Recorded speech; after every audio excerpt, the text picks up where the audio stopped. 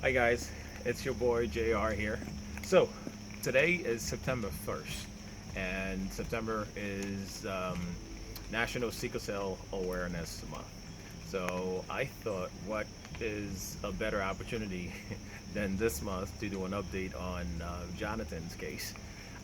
As most of you know, or at least for those of you who's been following our videos on Facebook, from September last year till November last year, Jonathan was having a severe pain crisis where he was in pain nonstop from September to November. It was the craziest time that we ever had to go through. He wasn't able to stay in school. The school was calling. We had to pick him up early. We take him to the hospitals and everything like that. So we were not finding any relief. But you know what? Today I am so happy and I'm so glad to report that since December last year until today, this moment that we're recording this video, Jonathan have has not have any pain at all. He's been pain free. So I just want to thank God for that first of all, and I want to thank everybody for their love and support and their kind words. So I was talking to one of the doctors at the hospital, and I was explaining the same thing that I'm telling you now. And one of the questions she had was, "What did you do differently? What do you think made a difference?" And I think there are three things that made a difference, right? So the first thing is prayer. You know, our family, we believe in prayer. We've always prayed for Jonathan, and I know everybody who's watched our videos on Facebook, they've prayed for Jonathan as well.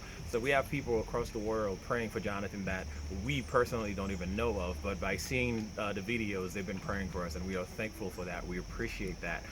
We can't call everybody by name, but we thank you and we appreciate it, and that's number one. It's prayer. Number two is the fact that we changed his care provider. When he was born in New York, we were following at New York Presbyterian Hospital. That's where we were following. But when we moved to Connecticut, we changed and we were following somewhere else. But even though we changed and following somewhere else in Connecticut, we still maintain a very good relationship with the APRN that was taking care of him from birth at Presbyterian Hospital, right? So even though we were following in Connecticut, we still were in constant communication with the APRN. So it made it an easy transition for us to go back and say, you know what, we're going to go back to Columbia because we're not happy with what we are getting now.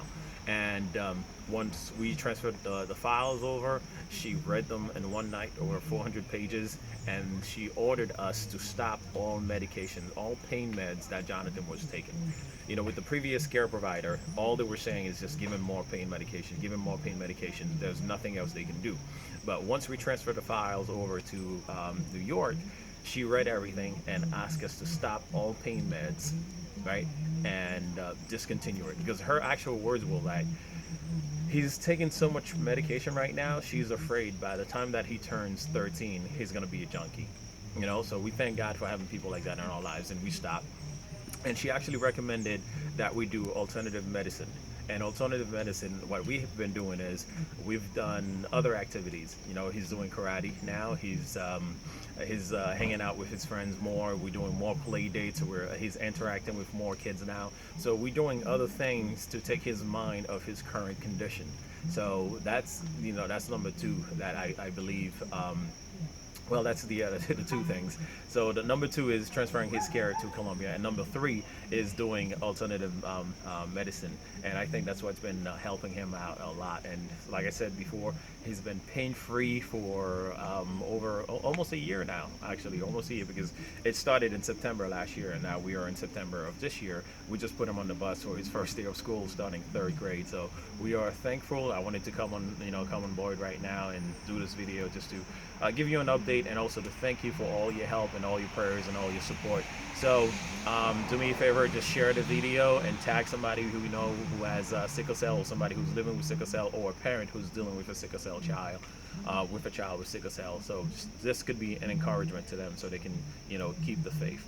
And that's what we are doing right now. We're just keeping the faith, believing in prayer, believing in God to help us to throughout this journey that we are going through with Jonathan right now. So once again, thank you very much for your support. It's your boy JR. Peace.